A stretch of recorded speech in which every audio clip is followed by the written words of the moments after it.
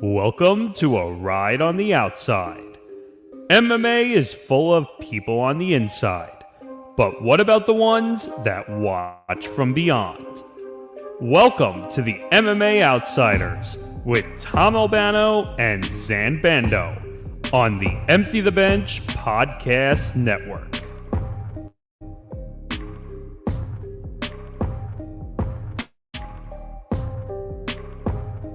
Good morning, folks. It's episode 40, the big 4-0 for the MMA Outsiders. That's Zain Bando. I'm Tom Albano. It's all about tough. It's all about flyweights this week. It's a very light week and yet a very packed week all in one. It's like a jab that lately coming from somebody who has all the power in the world. Zain, I'm hyped. Oh, I am too, and just for the record, I wanted to get it out there that at the very end of last week, I just wanted to reiterate that yes, I'm seeing that sounds Oh, but you pulled the Brent Musburger last week. I forgot about that. I You know what's funny? pulled it. I pulled at the end of ETV. Yeah, I pulled the Brett Musburger last week. For those of you who missed it, I missaid who I was and vice versa. So just for the record, for anyone that's confused, before we get into, as Tom has described, as a light but packed week, just for the record, I am Zain, and to my of this Tom Albano, of course.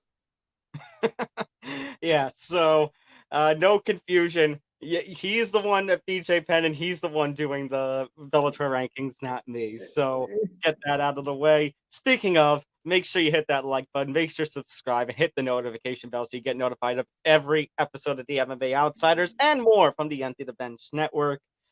Make sure to follow us across social media. You can follow the show at MMA Outsiders ETV on Facebook, Twitter, Instagram, and you can follow the Empty the Bench Podcast Network, Facebook, Twitter, Instagram, and TikTok at ETB Network. That's Zain. Not Tom, that's Zain. You can find his work over at bjpen.com. Like I said, he's a staff writer there. You can follow him on Twitter at ZainBando99, and he's a member of the Bellator Rankings Committee. So you get to know all that he's thinking of with the Bellator rankings. I'm Tom Albano. You can find my work over at Fansided MMA. You can follow me on Twitter at Thomas J. Albano. And starting with the next leg of the PFL season, you can catch some of my work on the PFL's official website. Yeah, so for both of us, I guess not only are we host and co-host, or double co-host, if you will, we are technically working for two rival promotions, which is pretty fun. But in the grand scheme of things, we treat every promotion the same. But nonetheless, as Tom has alluded to earlier, we kind of have a little bit of a major announcement. If you guys haven't heard by now, or if you guys have been living under a rock, the Ultimate Fighter is back. Yeah. Not only is the Ultimate Fighter back, but it is a massive season.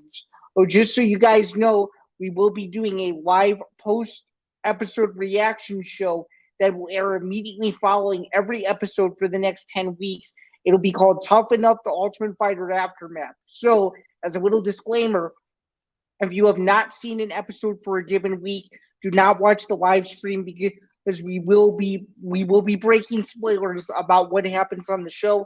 So be sure to watch the actual episode before coming to us, because what you'll get is the recap side. We've already assumed that you guys have seen everything that took place on the episodes. That'll be a new change, a limited series that we're calling it Tough Enough, the Ultimate Fighter Aftermath, airing immediately following every episode of Tough 31 for the next 10 weeks. Again, exclusively in the US on ESPN and ESPN Plus and Fight Pass for the rest of the world. Yeah. So, yeah, every week. So on Tuesdays in the morning, you're going to get an episode, our usual episode. And then late at night, you're going to get our live stream, our live reactions to every tough episode. These are going to be live streams that will be broadcasted on the Empty the Bench YouTube channel, as well as the Facebook and Twitter accounts of both MMA Outsiders and the Empty the Bench Network. These are live streams, so For those of you who are listening to us on the audio-only podcasting platforms, you will not get these on the audio-only podcast platforms. You have to go to our social media accounts to see these. Um, Speaking of, for those of you who are listening on the audio-only platforms, make sure you check out our YouTube feed as well. And those of you watching us on YouTube, if you don't want to see Zan and I's faces, you can feel free to check out every MMA Outsiders episode on the podcasting platforms like Acast, Spotify, so much more. But this, the Ultimate Fighter Aftermath, the limited weekly series, is live streamed. It will not be part of the podcasting. It's like we said, a limited weekly series, a special live stream. So, like I said, every morning you're going to get us now. Every Tuesday morning and every Tuesday night live stream. It's going to be a fun summer for those of you who are MMA fans out there. Yeah, it'll definitely be fun for you, especially if you are diehard fans of Tom and myself. So it should be a fantastic time as we go through who we think is going to be crowned the Ultimate Fighter in the two various weight classes, of course. But in getting into all of that, before we dive deeper into what this season is going to bring, Tom, this feels like the biggest season probably since season one. And I'm not even understating it. This really does feel like a massive, tough season and almost an evolution of the show, because now you're getting it on not just ESPN Plus, but the big ESPN, if you will, the cable version of the biggest sports network in America and arguably all over the world. I mean, would you say this season has more hype around it than Conor's first time on Tough when he coached alongside Uriah Faber, which I think was season 22? I would say so. And the reason why I say that is just because he's had this 2-year layoff. He just had the Netflix documentary. Chandler's been calling him out for the better part of 2 years, saying that, oh, you should be my return fight. And now it's looking more and more plausible. So, I mean, I think this has all the makings to be a very successful show, not just fight-wise and the fights being great, but the ratings and all the drama around everything that's going to happen in each episode is going to be very, very fun. And you're going to get, we're going to go into the cast in just a bit here, but you're going to get a mix of veterans, and we're going to get a mix of guys who are still working their way up into the UFC. So it's going to be almost a miniature version of, to me, it feels like a season one, but it also feels like season 4 of the comeback, where you're kind of getting a mixture of both, and they're all kind of colliding together. And from the videos that we've already seen just briefly of the excerpts that are being put out, it already looks like a very, very interesting season. So yeah, that's the first thing I thought of when I look at the cast is season 4, the comeback season, where he had Matt Serra winning it in a controversial decision at the end, and then he goes on and upsets George St. Pierre for the welterweight championship. Funny that you mentioned all the hype, that's the most hype since the first season, because Ultimate Fighter has been back for 2 seasons now in the ESPN era. But Zan, I don't know if you'll agree with me on it, but like when Tough first came back, season 29, it felt, it was great. It was like that big welcome back, but then it very quickly lost its luster. It was like back to the same old kind of format as it had been. Yeah, it felt very staticky in a way. Like it felt like it was a standstill. And you got to the finale, and the finale was decent for both the last 2 seasons, but it was just like it left you wanting so much more. And obviously, I think the biggest key to this show working is the 2 coaches. The 2 coaches have to have a history, and they have to be 2 of the biggest superstars in the sport. I'm not saying Volk, Ortega, Nunes, or Pena didn't fit that description. They did, but they don't have the personalities that a McGregor or Chandler would, where they leave you on the edge of their seat, and you already know that not only are they 2 of the most competitive fighters on the planet, and love to earn their worth, so to speak, but I'm almost positive that given McGregor's previous tough experience and the knowledge that Chandler has, that these 2 are going to be one of the best coaching pairs that the show has ever seen. And I'm not just saying that as an opinion. I literally think that has a chance to become reality. And I think after people watch the season, assuming it goes the way we think it's going to go, I think a lot of people are going to come to that same realization themselves.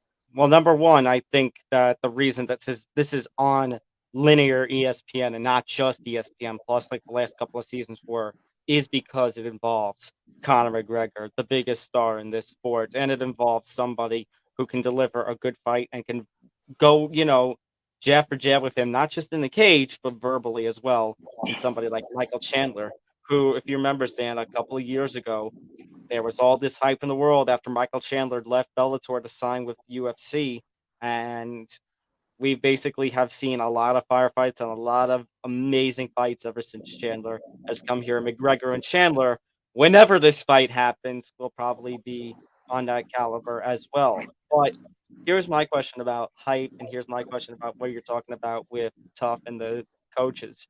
Do you think it's also don't no play on words intended, but tough as well because back in the days where Tough season one saved the UFC, you didn't have all the ways to get into the UFC you did today, like the Contender Series, looking for a fight, or just the fact that you've got all these smaller MMA promotions now on streaming services like Fight Pass that more you get more exposure and social media as well.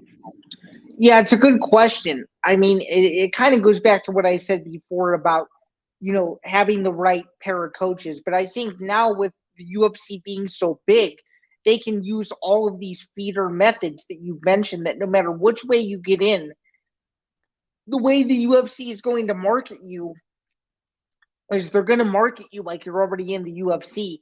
And I think, and I hate to say it because I'm a Contender Series fan, but I think when you have the right cast of characters and when you have the right coaches and the format is the format, the show works. And as much as people hate it, remember there were several seasons in a row I didn't like for various reasons, but I think no matter what way you try to get into the UFC, whether it's UFC related in some way, Contender Series looking for a fight, they're going to figure out a way to market you. And I think the Ultimate Fighter is the OG of being able to market fighters who are still looking to get into the UFC. And when you have the right coaches and you have the right exposure, not to mention the fact the biggest reason why I think this is so big is because now it's going to be viewed by not just a million people one week or a million people the next. It's going to be viewed by millions and millions of people.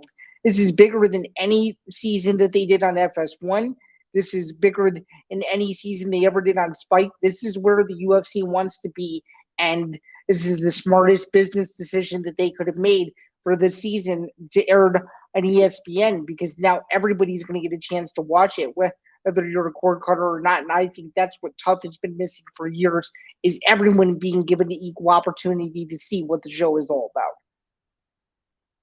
And it also helps when you have a flair of drama. And I know the Ortega Volkanovski season, we did have a little bit of mind games. We did have a little bit of drama and tension. But I think with McGregor and Chandler, we're going to get that from the very start. Oh, no doubt about it. No doubt about it. I think it's going to be who is going to be able to play mind games first. Or is McGregor going to come in looking stoic and ready to go? Or is he going to come in looking all nervous to see if Chandler can get into his head? Granted that McGregor has had 2 years off. It's going to be interesting to see if his mental psyche is completely all there, or if he's going to be thrown off by anything Chandler says, even from the get-go of the season. So it should be very interesting. And from the clips that we've seen, it's obvious that the two got on each other's nerves relatively quickly, and it's going to be interesting to see how that brews and how that escalates as the 10 weeks rolls along. So, just for the record, before we get into the cast and preview and everything, here's a look, by the way, at the coaches. So, Team McGregor, obviously the head coach is going to be Conor McGregor, and he's going to have his boys from SBG with him, John Kavanagh, Owen Roddy. Kavanagh will be an assistant coach, Owen Roddy, Jiu-Jitsu. Team Chandler, here's an interesting look at this team. So you got Michael Chandler, obviously, as head coach. The assistant coach will be the Bellator heavyweight champion himself, Ryan Bader. So you got a little bit of UFC Bellator crossover there, which is actually kind of cool. Plus, Ryan Bader, a former Tough winner. Yeah, I'd argue that Chandler's coaching staff is that all that's been revealed. Sorry, okay, I just threw a little tease in there. Jiu-Jitsu coach, you got Robert Drysdale. You got Jason Okay. Shroud for striking and Greg Jones for wrestling. So I that's just from reading the wiki. You would have to hope that Team McGregor has more than just a jiu-jitsu coach, right? Because Yeah, that's a pretty stacked coaching staff for Team Chandler. I'd argue that just from the wiki alone, assuming it's accurate, that Team Chandler outsmarts Team McGregor all day. Is given the names put together or side by side. Do they not? I mean, I know it's early. I know the show hasn't aired yet, but just those names alone. I mean, Robert Drysdale, who's been a part of the sport forever. Jones has been a part of the sport forever. Bader, who has had UFC experience and fought former UFC champions, and is a Bellator champion, and is now, like you said, a Bellator champion. I mean, that's pretty damn good when comparing them head to head, in my opinion. I just don't want it to be like season 3 of Ultimate Fighter with Shamrock and Tito. When Zan, hopefully you remember when Shamrock's team, all they did was like watch tapes of Shamrock fighting. I do remember that. Then of course Tito had his all-star team from Big Bear that just destroyed them on nearly every episode. The same thing happened with Rashad and Rampage. Rampage was so fixated on having Tiki, and Rashad had Jackson Wink and destroyed them for much of that season. It's very similar. It's very interesting. Yeah. So now that we've gotten into the coaches, now we've talked about all the hype and everything, Zen, there's one other big thing we got to talk about with Tough. I think we got to meet the fighters. Of course. Oh, now we're going to go into the cast, and then Tom and I will give our predictions as to who is most likely going to win at men's bantamweight and men's lightweight. Of course, as you guys know, those are two of the most talent-stacked divisions in the UFC, so it'll only make sense to have the two big, not money makers, if you will, but the two big heavier weight divisions be the centerpiece of the show. I think that adds to the hype even more, that it's the two most stacked weight classes in mixed martial arts. It's hard to disagree with that, but obviously the fights are going to tell that story. So, we can say, this is great all we want, but it'll only really happen until the fights actually materialize, and then we can really get a better sense. But yeah, let's go through the cast. So I guess to start off, let's start with men's bantamweight. So for those of you guys who don't know, it is veterans versus prospects. So it looks like men's bantamweight, they're going to be the prospects in this case. So the first fighter we have is a 26-year-old 8-2 bantamweight named Mando Gutierrez out of East Lansing, Michigan. Tom, if you were a coach, where would you have him going, and would you have him going early in the pick selection, midway through the pick selection, or near the bottom? I mean, it's a little tough. Now, if Mando Gutierrez sounds familiar to you, he did have a few fights in LFA a little earlier in his career. He's 7-2, lost to Mo Miller in LFA. And where else you might have heard this name, Zan? He fought on the Contender Series last year. He was the opponent of one Raul Rosas Jr. I do remember that. He's 7-2. Hasn't faced the best of competition. His last fight when he defeated Tim Struth in WXC, he was a 7-4 fighter. He was the one who had the most. Oh, pardon me. He wasn't the one with most experience. Chaga Worthy in XFC, but his opponent in XFC was a 4-4 fighter. So I might have to say middle at best. I think the only thing that Mando has at this point compared to some other people in terms of from what I can tell, from what my experiences with him, is his age. I mean, he is 26 years old. He is one of the youngest in this category. And like you said, it's prospects and pros, so you're going to see a wide mix of age ranges. So 26, he's going to be one of the younger fighters. I would say somewhere maybe in the middle, because he's going to be somebody to develop.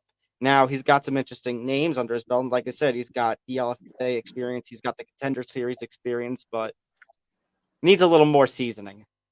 All right. So with him needing a little bit more seasoning, in your opinion, where does he go, Tom? Team McGregor or Team Chandler? What do we think? For his sake, I would hope Team Chandler. I would think so too. I think given what we know about both coaching staffs, I think Chandler's team is better at development. He's from what we know so far. Okay, sounds good. The next fighter we have, also in the men's bantamweight category, Trevor Wells, 27 years old, 8-3, out of Temecula, California. I'm actually pretty high on him. I actually think he goes early in the pick selection, and I actually think he goes to Team McGregor. I think his striking could get better as the progresses, and you could see him go to the quarterfinals. In my opinion.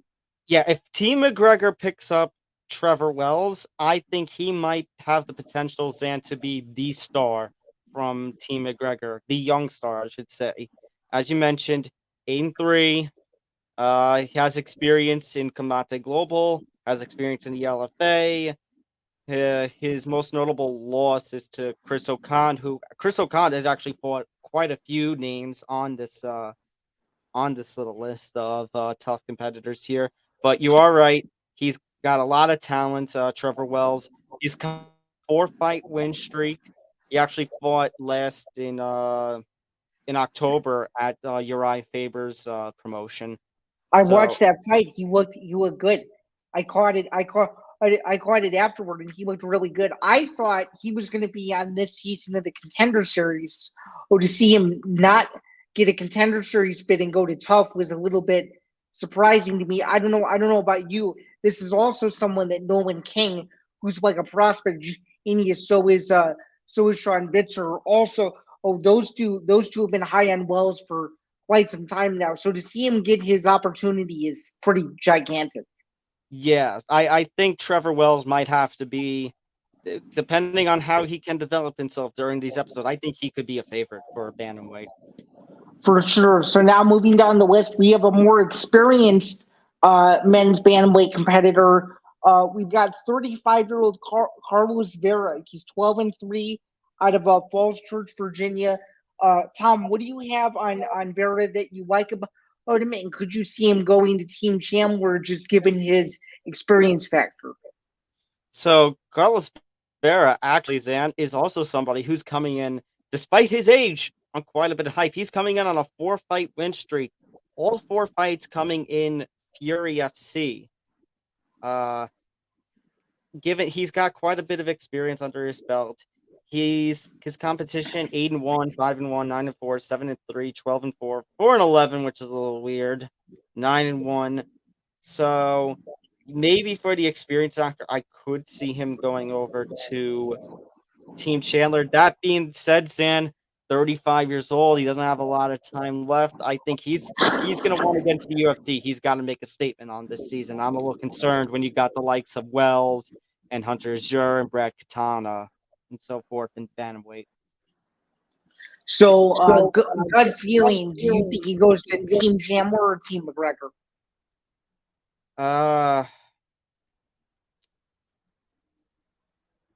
I'm tempted to say Team Chandler. Okay.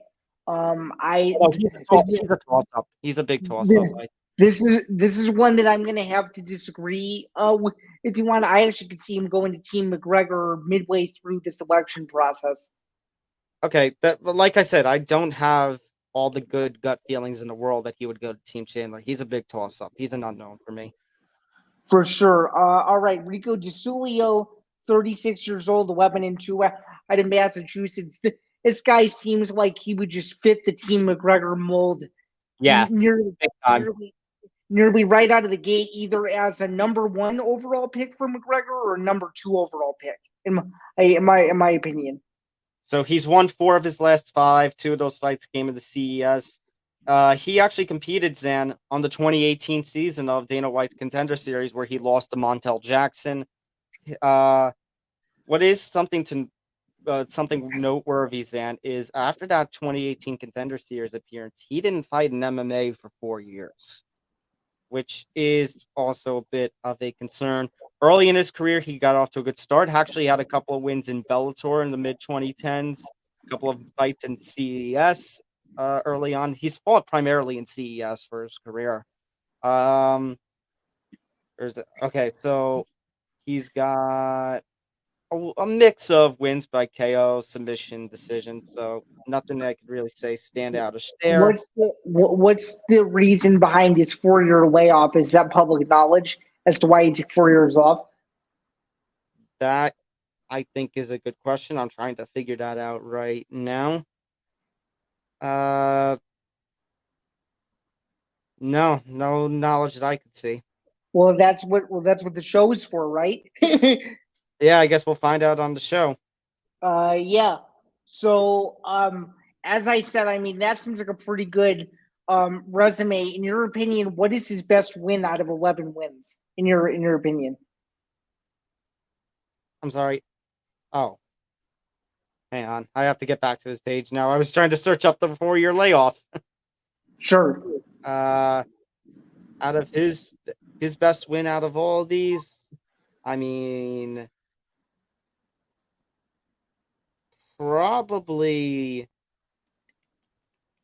Matt Lozano, the 84 fighter. The only thing, Zan, that gets me really concerned is you look at some of these, listen to some of these that he's fought. So you have a 7-3 fighter in his last fight. In March 2022, when he was making his comeback, and he fought in Combat Zone, he took on Rob Fuller, who was 1-14 at the time. If you're a veteran of this game, you know you're 10-3, and you're fighting a 1-14 fighter. That concerns me. Hey, to make matters even worse, Rob Fuller is now 2-21, my friend. Oh God! But listen to this: 5-0 was Montel Jackson. 3-1, 3-5, 8-4, 3-2-1, 5-9, 5-7, 0-0.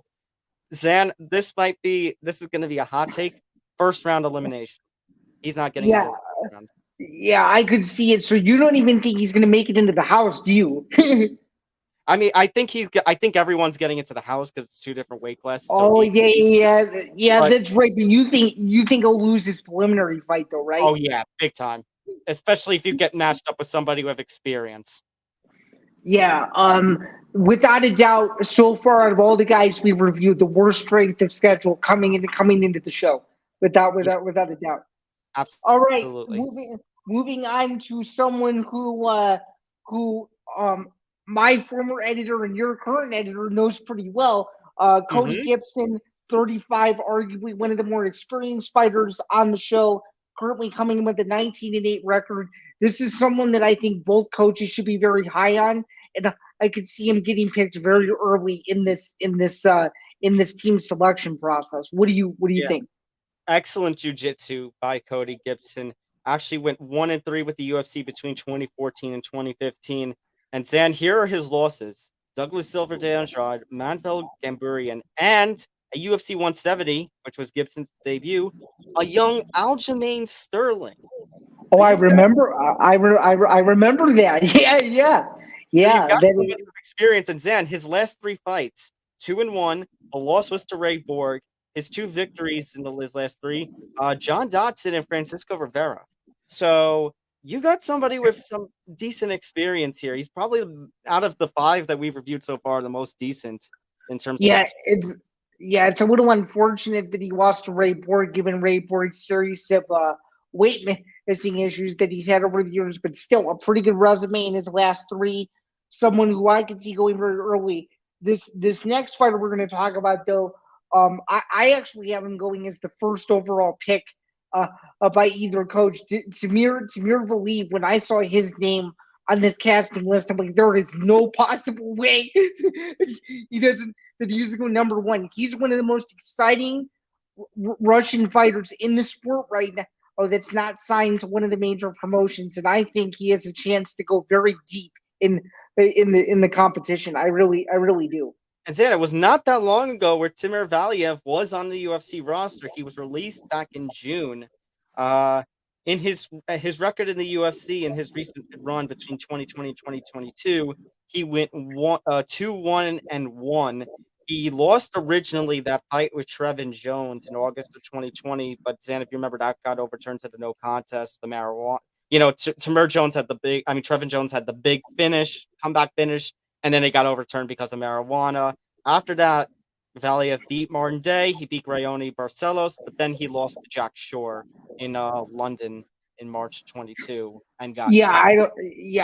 I don't think he should have been cut given his situation with the Trevin Jones fight, in my opinion. So I think he's coming in with a I got screwed attitude. Let's see what I can do with it. And I think he's someone that everybody should be afraid to fight, because to me, out of the prospects category, he seems like the most seasoned out of everyone so far that we've reviewed, without a doubt. I was going to also mention Zain competed in World Series of Fighting, competed in the Professional Fighters League. He competed in that first season, beat Max Kaga, beat Bekbulat Magomedov, but didn't get in to the featherweight tournament playoffs because he was 2 decision wins, so he didn't get enough points. But Zain, I mean, you look at those losses that he has in his career. First was Ole Roberg, which was his MMA debut. He goes on a 10-fight win streak, loses to Chris Gutierrez in World Series of Fighting on a controversial decision, gets that win back, and then the only loss is to Jack Shore, technically, because the Trevor Jones one got overturned. So you're talking somebody, Zain, who has some decent, big league experience and has rarely lost. I think, Zain, you've got, for favorites at bantamweight, you got Trevor Wells and you got Timur Valiev, plus one other that we haven't touched on yet. No, very well said. We kind of skipped over the end of Gibson really quick. I could see Gibson going to Team Chandler. Would you agree with that? I could see that, yeah, and I agree with you on Timur Valiev. He's going to be somebody's first overall pick. I don't know which coach, but he's going to be somebody's first overall. I'm taking Valiev to get picked by McGregor. He just feels like someone that's going to be a sneak attack along with Wells. I could The see only it. problem with determining that, Zain, is that means you got to determine who wins the coin toss in your head, and you got to wonder, are they going to pick fight first or are they going to pick fighter first? That's true, but given that this is our show and the season hasn't started yet, we can kind of Okay, speculate. we can dream, damn it, I know. All we whine about who our Ultimate Fighter draft would be. Zain, so now let me ask you this question. Okay. McGregor and Chandler, do you think upon winning the coin toss, each would want to pick fight the first fight or the first fighter? I'd say Chandler would want to pick the first fight. Conor would want to pick the first fighter. I agree, 1,000%. That's what I think, because I think Chandler thinks that his team is so good that he doesn't care who he has on it. He just wants to school McGregor as early as he possibly can. That's what he wants. The only concern I have about, I think Timur Valiev will be McGregor's first. If McGregor does pick the first fighter, the only concern I have about Valiev being first overall pick, he'll definitely be, I think, first bantamweight pick, but there is somebody at lightweight that gets my eye only because of a certain location. Yeah. You'll see what I mean when we go through. Now, I think you got it now. I think I know. I think I got it now. But let's keep going down the list. Hunter Reserve, someone who you've covered in the past, obviously. I mean, Tom, do you think that Azur being on the Ultimate Fighter, do you think that this is the right move, or do you think that he should have maybe gotten a crack at the Contender Series again, or do you think there should have been some other way, or do you think that Azur, to get his star power up, this was the right move? I think this could have been the right move, Zain. I mean, he has LFA experience. Like you said, he does have Contender Series experience. He beat, Zain, look, it's Chris Ocon again. I said Chris Ocon was going to pop up a couple of times on here. You sure did. You sure did. He's a pretty good common denominator, isn't he? Yeah, seriously. He beat Brad Katana, beat Cole Smith.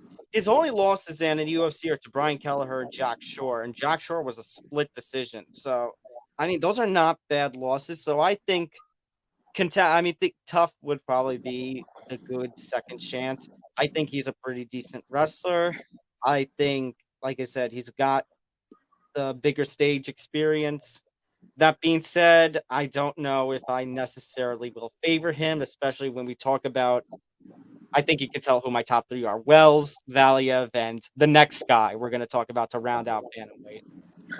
Yeah, I mean, the last guy we're going to talk about If he isn't a lock for Team McGregor, I don't know. I don't know what we're doing here. But Brad Katona getting another shot in the UFC, 31 years old, 12-2 out of Dublin, Ireland. I mean, this is someone who the UFC was high on for a bit, and we struggled kind of midway through his run, and he was released from the promotion. But this is someone who, I mean, I don't know how he doesn't go to Team McGregor, and I don't know how he doesn't go to Team McGregor early in the pick process.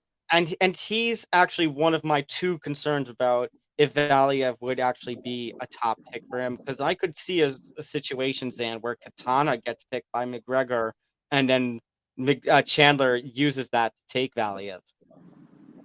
It's very, very possible. So, also, Zan, wait, we're missing something very big about Brad Katana and why I think he's one of my top 3 picks for bantamweight.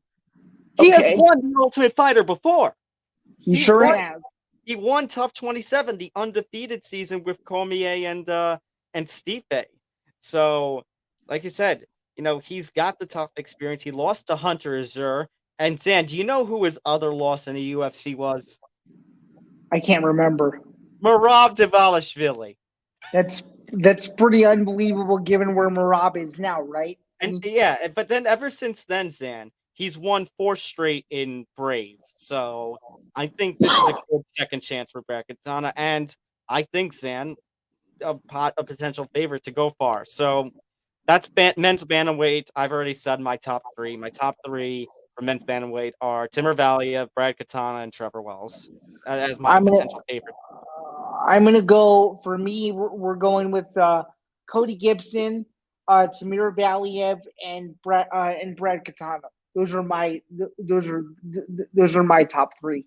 And then for the finale, I actually have a good one. I actually think it's going to be Valiev versus Katona for all the marbles in the bantamweight finale.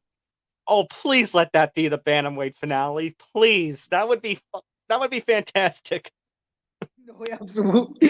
I can tell what you were about to say when you stopped yourself. I agree with you though. That finale would be epic fantastic. And then if you were to give me an early prediction, I actually think Valiev beats Katona by decision to win the Ultimate Fighter in one of the best Ultimate Fighter finale fights we've seen in a very, very long time.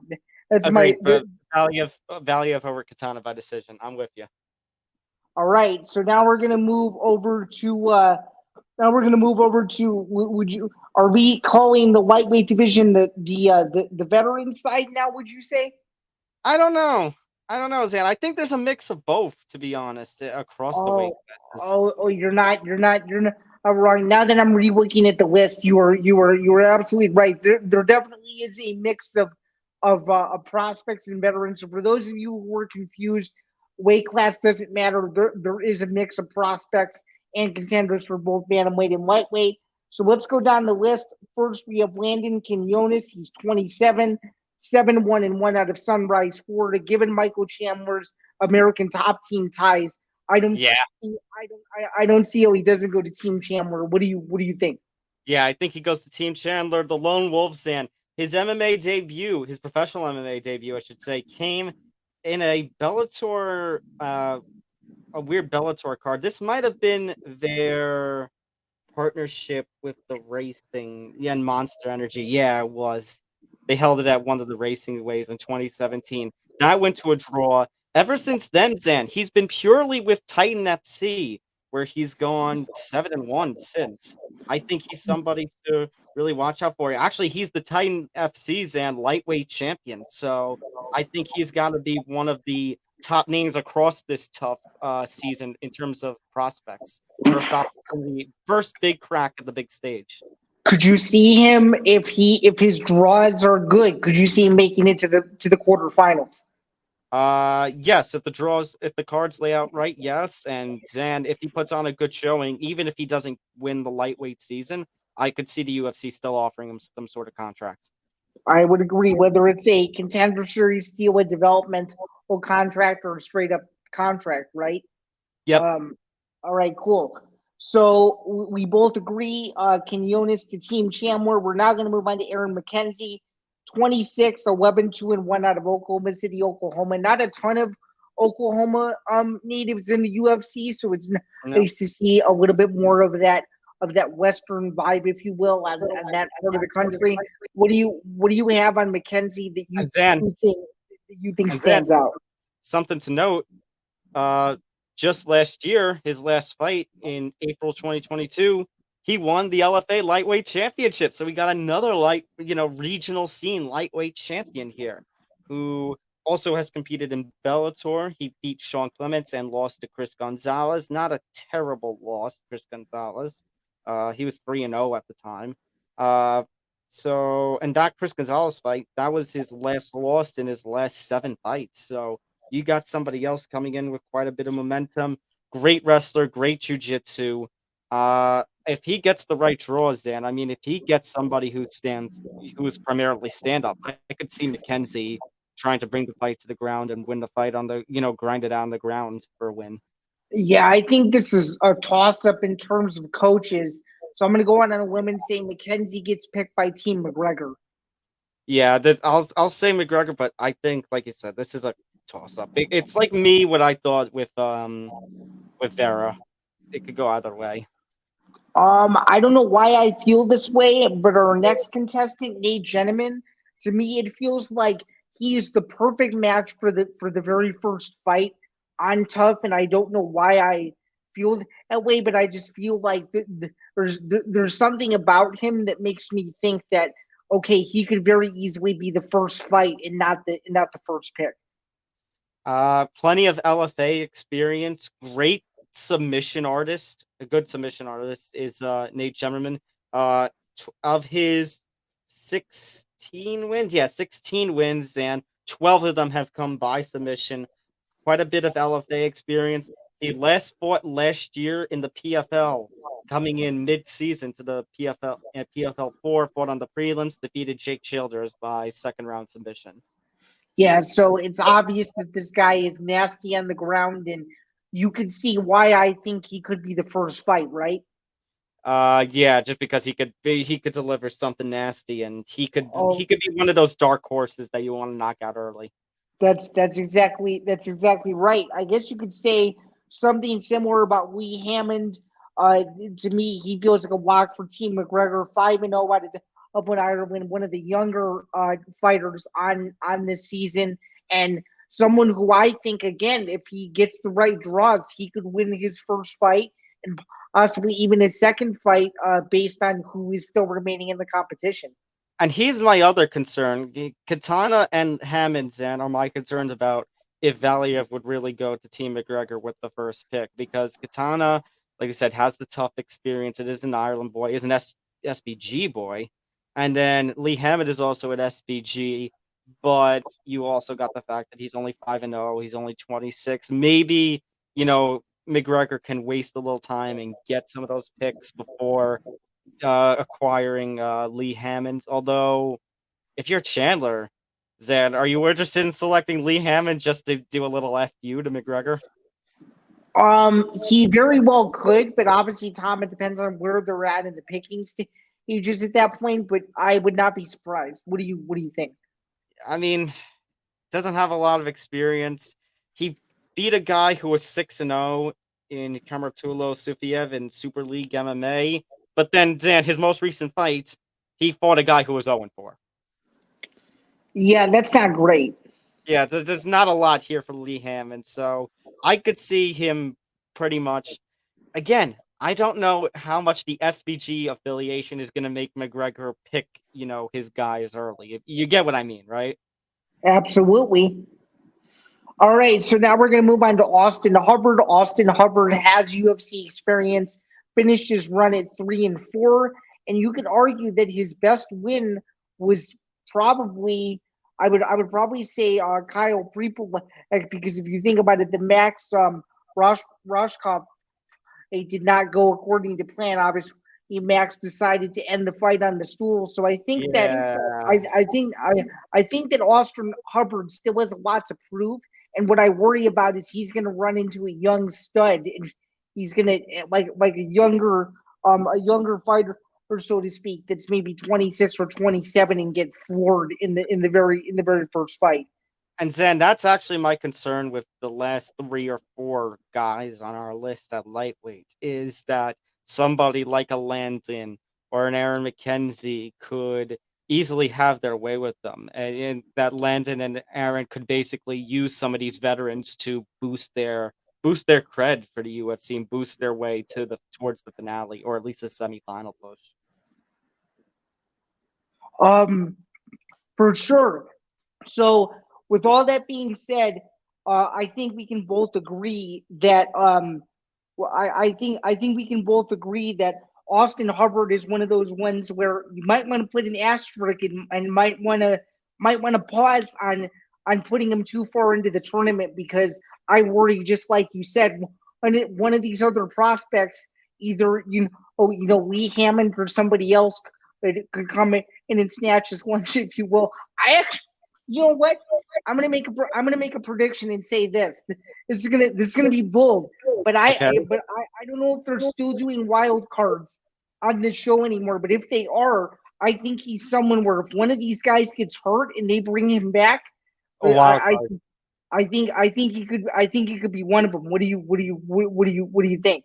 I could see it just because of his UFC experience. For sure. All right, we got a Contender Series vet. You know him very well, Kurt Holobaugh. Actually, one of my favorite fighters on this season. I'm actually really excited to watch him. I believed in his potential for a long time, even going back to his looking for fight days too. I actually think Holobaugh has a chance to do some major things on this show, and I actually think Holobaugh has a chance. I'm going to go on a limb and say he actually makes it to the semifinals. I think he goes on a dominant run over the course of the season, and I actually think Kurt Holobaugh is going to get picked by Team Chandler near the end of the selection process. I could see that, Zan. I think had the chance to talk to Kurt Holobaugh before one of his XFC fights. Yeah, I think it was around November of 2020 before he fought Jazira Boy. Which ended up being a very entertaining fight, if you remember that. For sure. Kurt Holobaugh also has Titan FC experience. He fought at UFC 159, fought on a Strikeforce card. His run after he actually competed on the very first edition of Contender Series, went to the no contest with Matt Bissett after Holobaugh. He won the fight, got the knockout, but what happened was he had used an IV, and so they overturned it to the no contest. And then his UFC run, Rayoni Barcelos, Shane Burgos, Thiago Moises. Not terrible losses, but you can't go 0-3 and expect to retain. No, you can't. You can't. And I think for his sake, kind of like what we've said about a lot of these guys, the Ultimate Fighter is really, a coin flip / numbers probability game. If you don't get the right draw, there's a chance you're not going to do well, and it doesn't matter how much experience you have. And I think that's the case here. Do you believe in Holobaugh as much as I do? It seems like I feel like I'm more high on him than you are. And I think he's a dark horse. I think if, let me put it to you this way, then. If he gets paired up with somebody like Austin Hubbard or probably the next guy we're going to talk about with Roosevelt Roberts, I could see Holobaugh winning against them. Somebody like Quinones or McKenzie, I don't know. All right, that works for me, and I could easily see where you're coming from there. Okay, so now we're going to move on to Roosevelt Roberts, a guy that you and I both know very, very well, as we are diehard DWCS fans. So if you know Dana White Contender Series religiously and you watch every episode, you know that Roosevelt Roberts has competed on the show before. I feel like this is Roosevelt Roberts' last shot. I don't know if I'm jumping the gun and saying that. I just feel like he doesn't have. I agree, Zan. I agree. I know he's only 29, but I'll be quite blunt. His first UFC run was not good. Well, He lost to Vink Pichel. He won against Brock Weaver, but I wasn't high on Brock Weaver like everybody else, and that was a fight where Brock Weaver missed weight tremendously. Jim Miller's not a bad loss. The Kevin Kroom fight, where Kroom got the submission, but then tested positive for marijuana. And then he got spinning wheel kicked, knocked the hell out by Ignacio Bahamondes. So, I mean, they're not terrible losses, but the run was just not good. He Yeah, felt like, you know what he felt like? He felt like the jobbers from WWE. He was just used to boost other people. but you already know the Baja Mondays knockout is one of the best knockouts we've seen Oh yes, not wrong. in quite some time. So let's hope that the tough production staff doesn't like leak out the knockout during his profile. Oh, how did his first UFC run go? Spectacular knockout. Yeah, no kidding. I actually imagine being one of the interviewers, as they're doing the documentary. How did it feel to get knocked out by that kick? And then he just goes after you and walks off the set. Doesn't even start the season. As what we're looking at says, all contestants are subject to change, so you never know. It's just Conor, hey, don't worry about him. I got somebody. I can't even bring it out. I got somebody. And then all of a sudden the return of Artem Lobov. Well, given who we're about to talk about next, that would make a lot of sense, would it not? I mean, Jason Knight. Now, the last fighter we got to talk about is Jason Knight, who's been presumably everywhere. Has he not? I mean, he's made himself famous during his UFC run, even though he wasn't great. And he made himself famous during his BKFC run, and now he's back for a little bit more action. I think he is the Jesse Taylor of this season, and I'm not saying it lightly. I hope he has a better run than Jesse Taylor did. You would hope so, right? Yeah, you would hope he doesn't blow it like Jesse Taylor did. I know. Well, he technically blew it twice because then he tested positive the second time. I know. So yeah, he's very UFC experienced. He's got wins over. Actually, he fought Thiago Moises outside of the UFC, so that's interesting.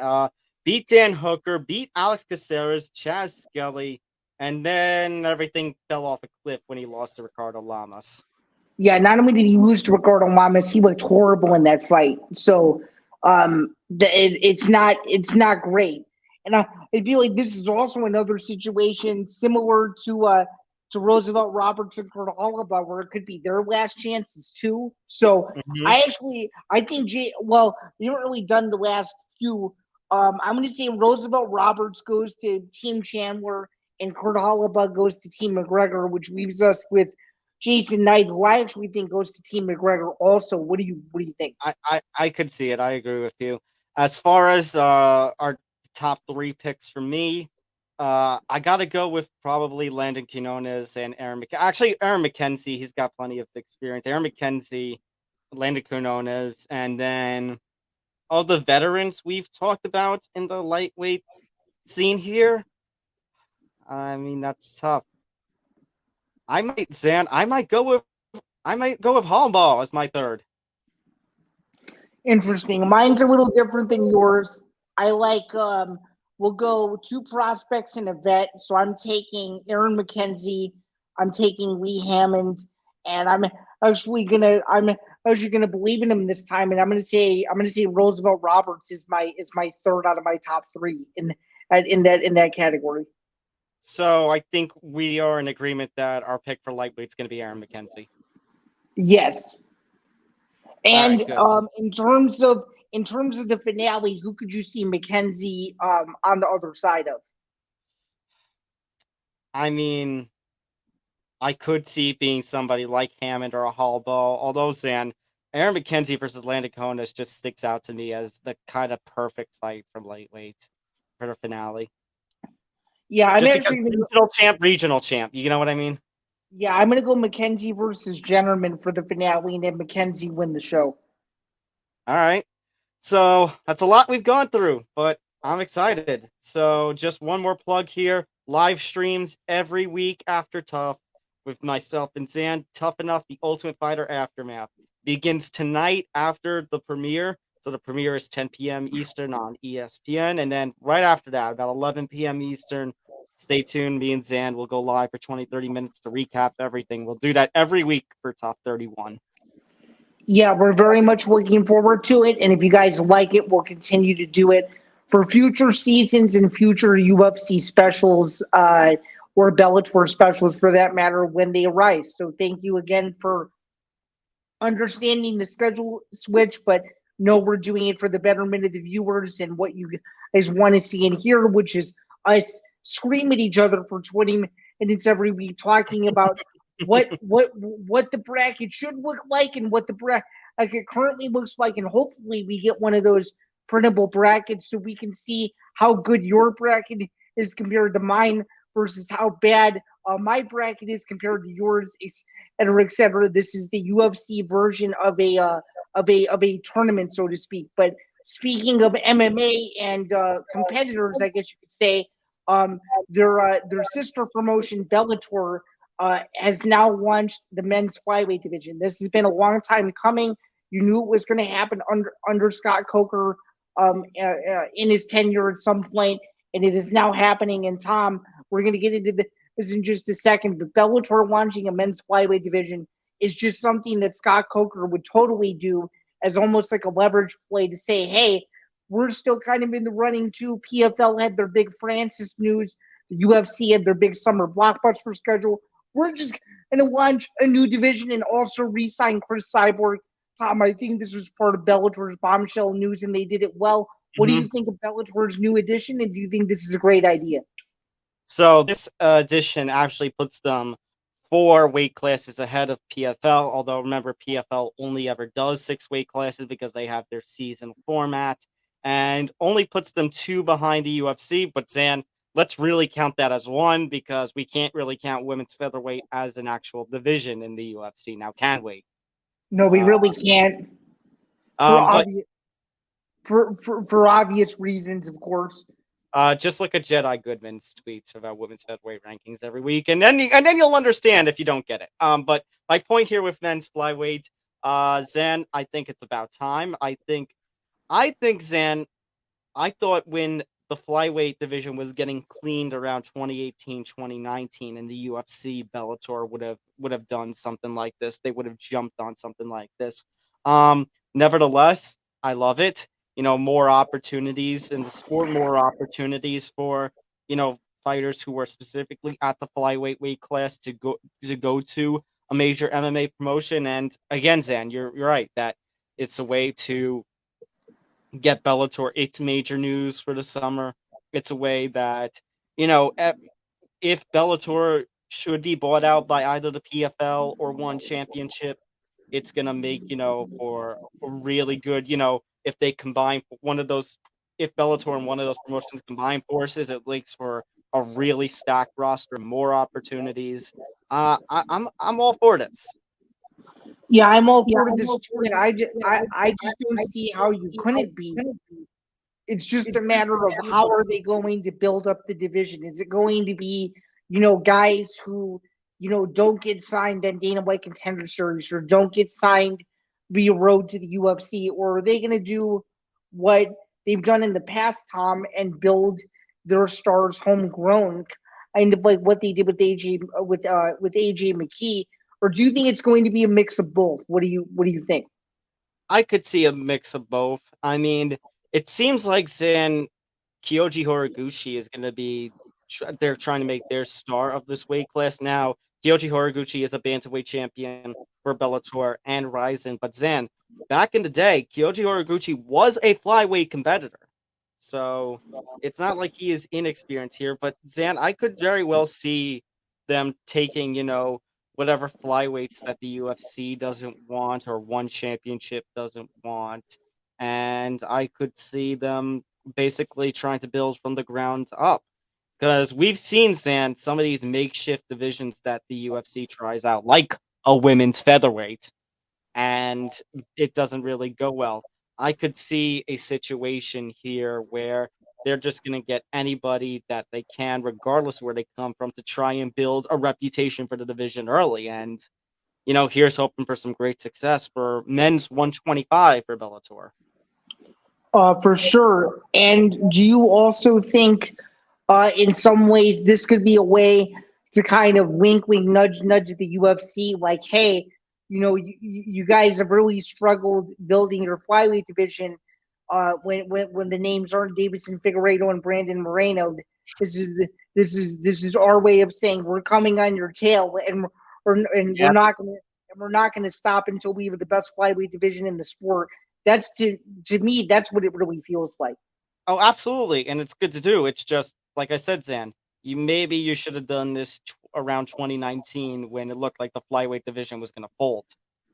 It's Right. amazing, Dan, that it was just 4 years ago we were doing all the save the flyweight stuff, and now Bellator's launching a division. The UFC is going to have its first men's flyweight main event in 6 years, which we'll get into.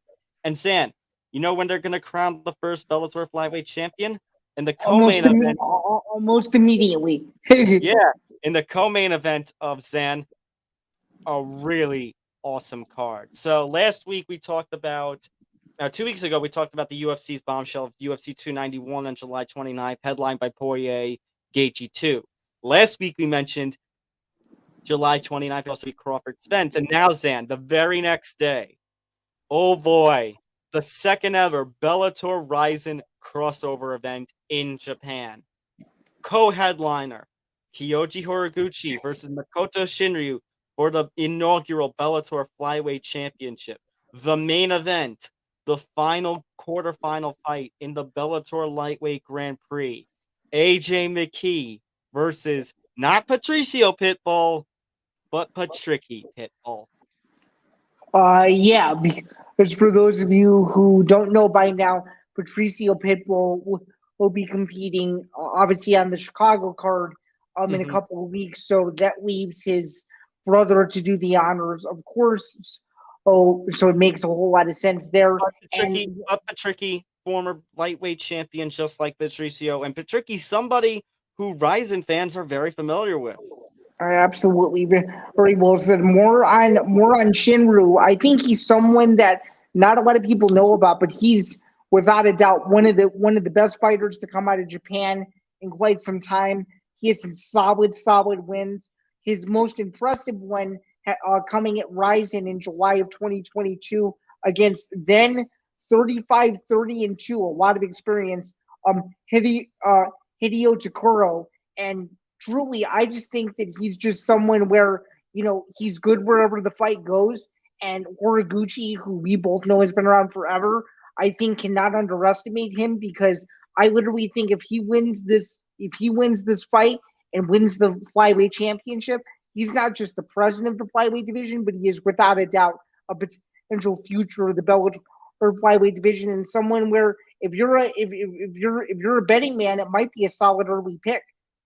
Yeah, Zen, his only loss, Makoto's only loss is to Tatsumitsu Wada in Deep Impact, which, by the way, that's where Shinryu has really competed a lot in is Deep Impact. Although, Zen, he was on that Bellator Japan card in December of 2019, where he defeated Yusaku Nakamura. He competed at RIZIN 23 against Seichiro Ito, and then, as you mentioned, when he fought Hideo Takuro last year. And he actually fought Zan in November at CFFC, defeating Diego Palva, 4th round submission, which I think, was for the Cage Fury flyweight championship. And then his most recent fight was RIZIN 41, which was back in April, defeating Daichi Kitakata, which, that didn't have a title online, just making sure. So he's got championship experience before. He's, like you said, one of the best fighters to come out of Japan at this point. That's under that Bellator has. So I think this is going to be very interesting. I think this is going to be a tough matchup for Horiguchi, but I think this is going to be an absolutely fun fight.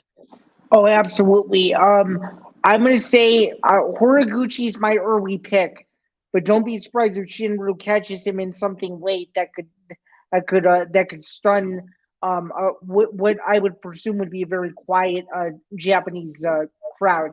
As for the main event, I would argue this is probably the biggest Bellator lightweight fight in the history of the division. What do you think? I don't know if this tops the Chandler Alvarez trilogy, but I think it's definitely a solid. I think it's definitely a solid main event. I think Zan, you've got at least the storyline build. AJ McKee and his wars with the Pitbull crew, and he defeated Patricio once. Patricio got the win back controversially, and now he goes after Patricky in trying to become the Bellator lightweight champion. So, co-main event prediction. I'm gonna agree with you, Horiguchi. I think this one goes the distance either way because I think they're both going to be too tough for the other to finish. As far as McKee Pitbull goes, I see McKee getting a second or third round finish. Okay, I like McKee late as well. I'm going to go McKee in the third round by TKO, but that should be a very fun card if it's built the right way. More information on what the broadcast will look like and more in the weeks to come. Zan, we do have some notes on the BellatorxRIZIN card that it is going to be a little different from last time. We actually are going to see, Zan, both the RIZIN ring, and the Bellator cage used. So the RIZIN portion of the event is going to be called Super RIZIN 2, according to the wiki. And by the way, we'll feature Mikuru Asakura, Kai Asakura, and Guan Archuleta, the former Bellator champion. In fact, Zan, Guan Archuleta and Kai Asakura are going to headline that Super RIZIN 2 card, the RIZIN portion of the event, to determine the RIZIN bantamweight champion. Very interesting. Yeah, for sure. And by the way, just to mention the Bellator portion, the Bellator MMA portion of the card, really good women's flyweight matchup: Kana Watanabe and Veda Ortega. Yeah, and then Juan Archuleta and Tokiev Musiev will compete during the RIZIN portion as a heads up. Yeah. So we've got that. I'm just interested, Zan, what they're gonna do with the broadcasting. Yeah, that'll be a situation to come, but good for Bellator for announcing this now, and it definitely caps off a star-studded combat sports weekend with Saturday night being UFC 291 in Crawford versus Spence, and then the next day over in the United States, Bellator times RIZIN 2. So it should be very fun. Unless they do it live, in which case it could happen, just a few hours after the UFC finishes up. Yeah, which I doubt, because that's not good for showtime.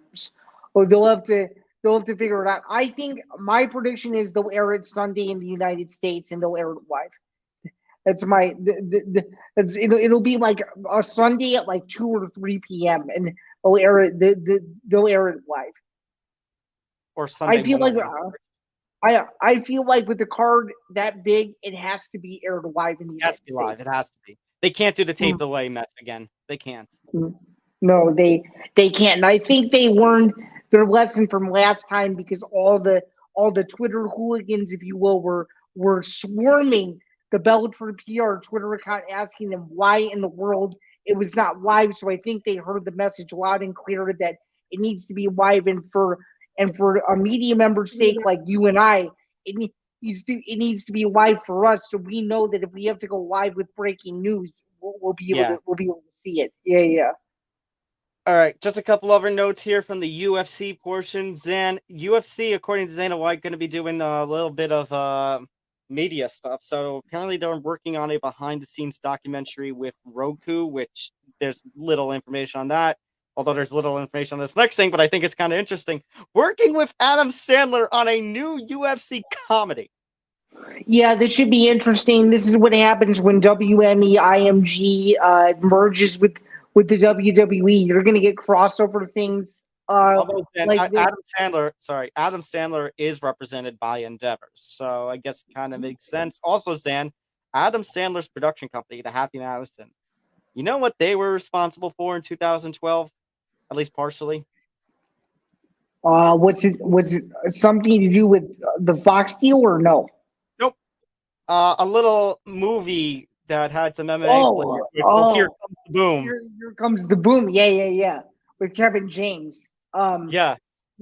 which, by the way, if you guys have not seen it, it's a timeless classic. I would say it's a guilty pleasure of mine. I love it. You gotta watch it. Given your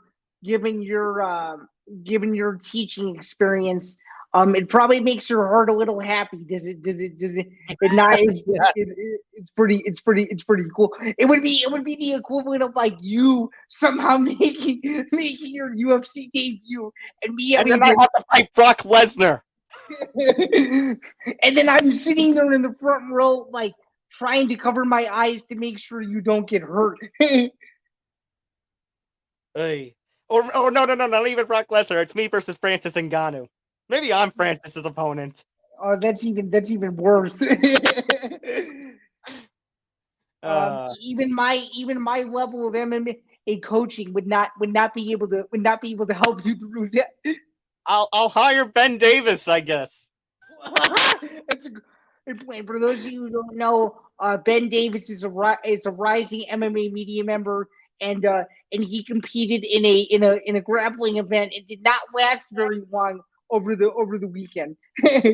Shout out to Ben for just putting the idea out there and going through with it, and just all that he did for it. Big shout out to him. Absolutely. He has more balls than quite a few people out there on the Twitter troglodytes, as Mauro Ranallo likes to call them. I would say so too. So shout out to Ben the Bane Davis, and you know who you are if you supported him in that regard.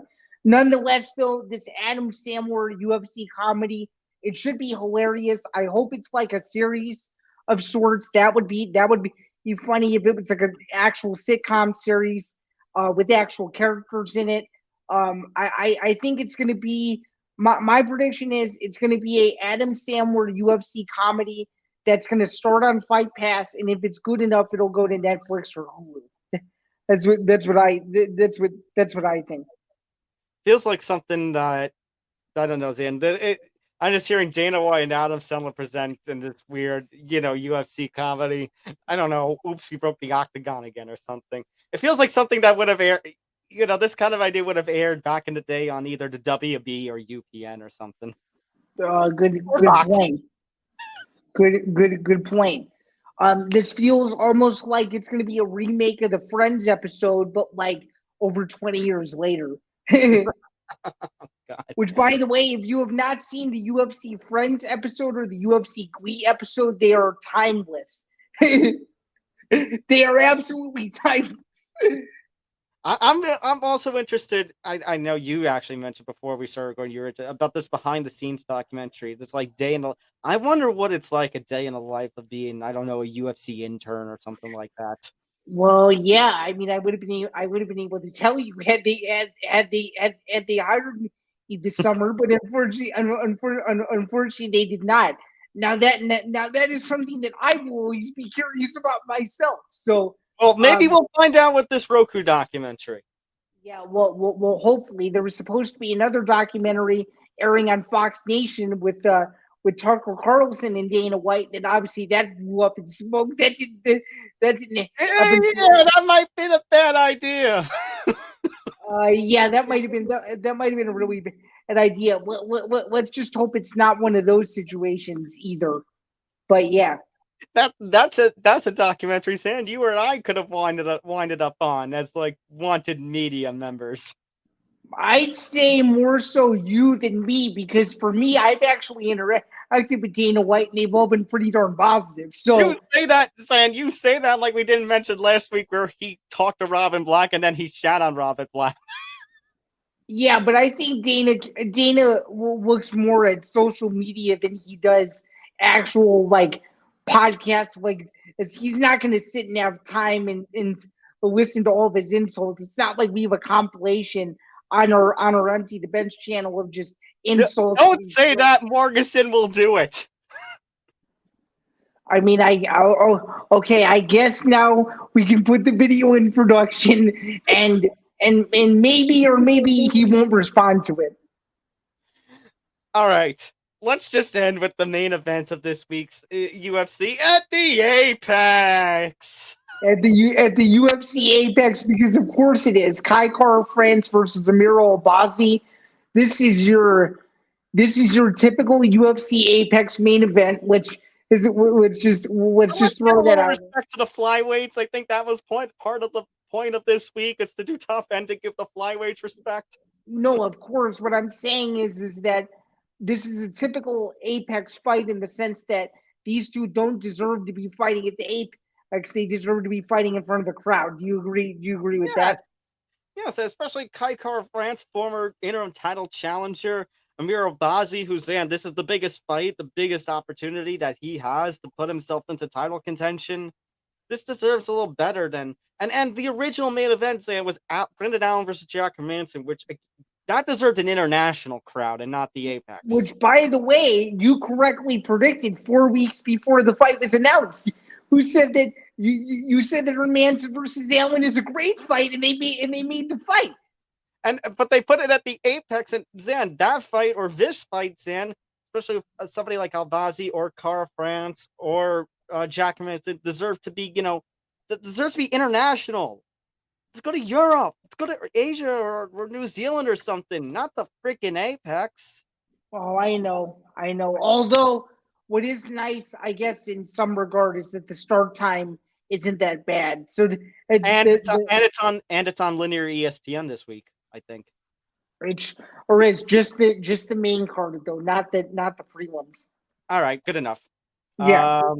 What do you think? Does Cara France, is he able to hold off Albazi, or do you think Albazi? I mean, Albazi's pretty good with his submissions, but Cara France has the experience factor here. It's either going to be Cara France by decision or Albazi by third round sub, in my opinion. I want to lean to. I don't know. This is a tough one for me. I mean, Cara France. Let me look at his. Let me look at the schedule. I mean, his only losses are Brandon Moreno and Brandon Royval. I kind of have the feeling that his experience might be a little much. I'm going to go Cara France by decision. Oh, you are? Okay. My gut's saying Albazi by submission. Brain and gut are not lining up. Oh, I'm actually wrong. The entire card is free on linear ESPN. There you go. I like it. The entire card is free on linear ESPN beginning at 6 p.m. Eastern, 5 p.m. Central. So there you go. Boom. Love it. I have to say, I'll take Cara France too. And just a brief shout out to Jim Miller. That fight with he and Jared Gordon is going to be fantastic. Yeah, Jim Miller versus Jared Gordon is another fight I'm looking forward to on this card. It's actually really exciting, and then the path continues for Jim Miller towards that UFC 300 appearance. Yeah, my prediction is he'll fight twice. So he'll fight this one, and then he'll fight before the end of the year. One. And he'll fight once in like the early part of 24, and then fight at UFC 300. I could see that. Now, wait. Speaking of UFC 300, though, now that we're briefly on the subject, given the UFC's current event schedule, it is projected to take place in April 24. But as we keep talking about, do you think they're going to try to drag it out to July, just like they did with 100 and 200? Probably not. Zan, probably not, because at this point, it's not even about the month for the UFC. As we say on ETB and Game On, you know what it is all about, Zan? The money. It's all about the money. But an April event in Vegas just sounds weird. Does it not? I know. But Zan, you're trying to think with logic. You're trying to think with logic against money. That's not going to work, my friend. I know. But a man who's been watching MMA since 2006 can only dream, right? So, yeah, I mean, there you go. But a man who has been around since the first season of Tough can only dream as well. Which, by the way, speaking of Tough, did you watch The Ultimate Fighter Season 1 as it was airing? Yep. Really? Yep. So you were one of those millions of people that watched Forrest Griffin and Stephen Bonner and started calling all your friends and saying, turn on Spike TV? Well, I was 10 years old, so I didn't have any friends. Didn't have any friends that could really, tune in with. But You definitely at the at the playground the next day at school, 2 days because it was Saturday. It was me and a couple others talking about the fight. Like I've mentioned that I was a WWE fan and in Tough would air after Raw, and I would watch the season every week. And Zan, that's why Forrest Griffin versus Stephen Bonner is my favorite fight ever for UFC. Because you'll never forget. Do you remember where you were for the fight? Yeah, was watching next to my TV, and I had my eyes glued. That's awesome. I was not. I came a little later. I started watching it in season 3, so I had to catch up on season 1 and season 2 as you watched you first was the Bisping season. Yep, with Ortiz and Shamrock and Bisping winning the show. Yep, exactly. And then my first UFC event in person was 2 years later, right before the Ultimate Fighter 8 finale. I went to UFC 90 in Chicago when Anderson Silva fought Patrick Cote. And at that event at the Allstate Arena is where I learned, Tom, what a prelim was, because I thought when the main card would start, that's when the entire event would start. I had no idea that there was such thing as undercard fights that weren't on TV. So when I looked at the ticket stub and I asked my dad, why did the fight start at 5 o'clock? He's like, well, it's because they're the unaired prelim fights. So I quickly learned what a prelim was, even though I was only about 7 or 8 years old. And nice. now we just take prelims for granted. Oh, now I know. Now we can learn. Yeah, go ahead. Remember back in the day, you remember back in the day where everyone would request that the prelims aired. Zan, do you remember the days of Facebook prelims? Not only do I remember the days of Facebook prelims, I remember the days where after the main event, they would start the card over from the first undercard fight or one of the select undercard fights in the pay-per-view that made the pay-per-view broadcast from earlier in the evening.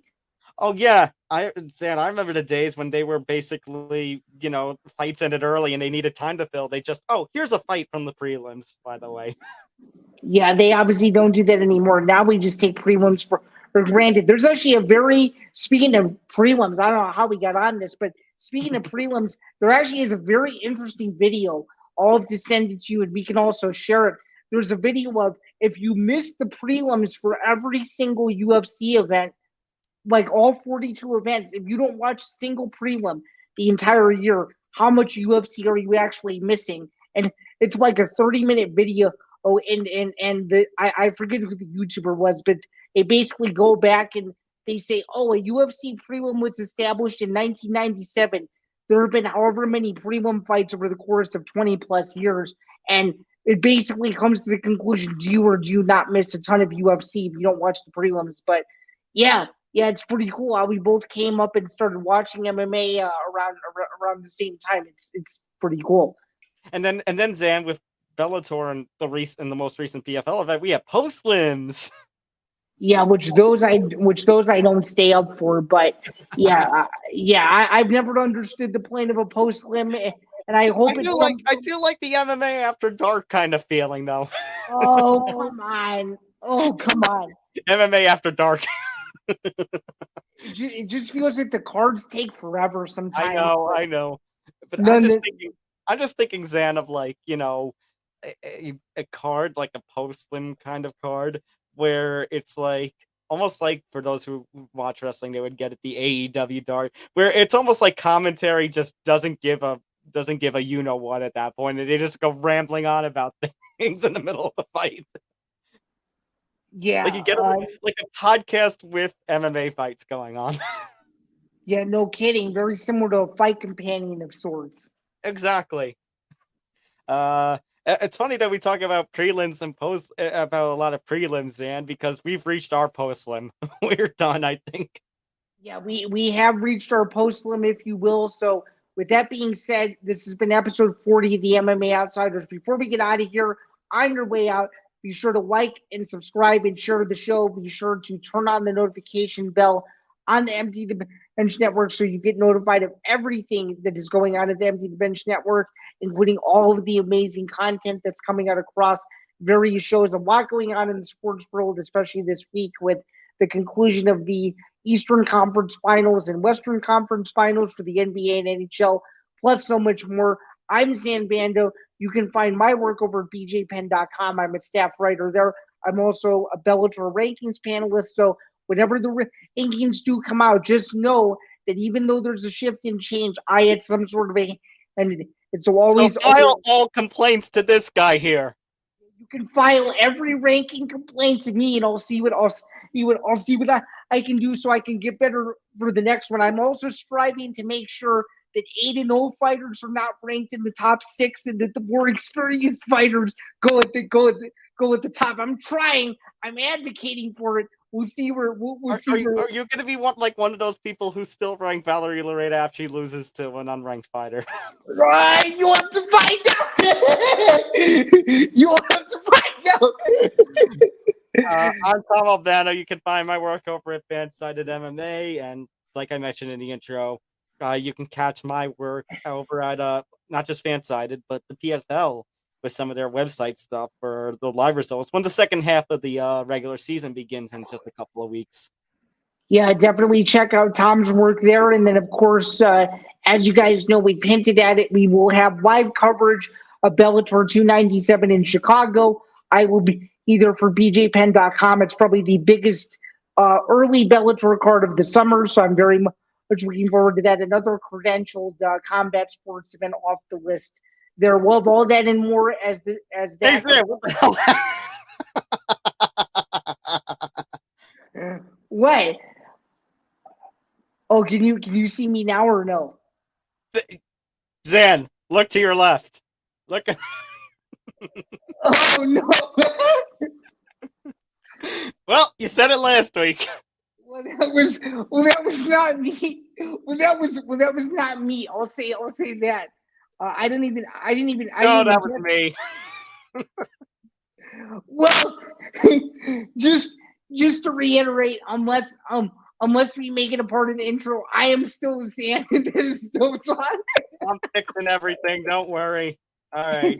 So also make sure to subscribe to youtube.com/ETV Network to get notified of everything here. Hit the notification bell. If you don't want to see Zain and I's horrific looking faces, you can check out the audio only platforms, Acast, Spotify, so much more. And for those of you listening on audio only, check out the YouTube feed as well. So that's Zain. I'm Tom. We'll see you next week. Actually, no, Zain. Well, not just we'll see you next week. We'll see you tonight. Live stream for episode 1 of Tough. Yeah, we'll see you tonight where we'll break down the madness that is episode 1 of Tough 31. It's almost like an MMA holiday that people look forward to every single year. We're excited to bring it all to you again.